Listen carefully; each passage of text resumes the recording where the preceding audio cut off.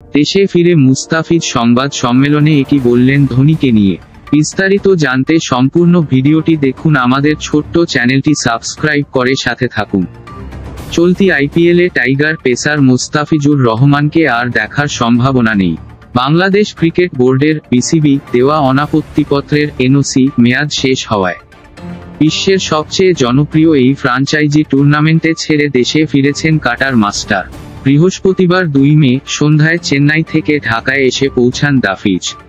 এ সময়ে হজরত শাহজালাল আন্তর্জাতিক বিমানবন্দরে পা রাখার পৌঁছানোর পর তার কাছে আইপিএলের অভিজ্ঞতার বিষয়ে জানতে চান সেখানে উপস্থিত গণমাধ্যম কর্মীরা। জবাবে টাইগার এই পেসার দাবি, সব ভালো। মুস্তাফিজ আরও বললেন, ধোনি ভাইয়ের সাথে একজোট হতে পেরে আমি নিজেকে ধন্য মনে করলাম।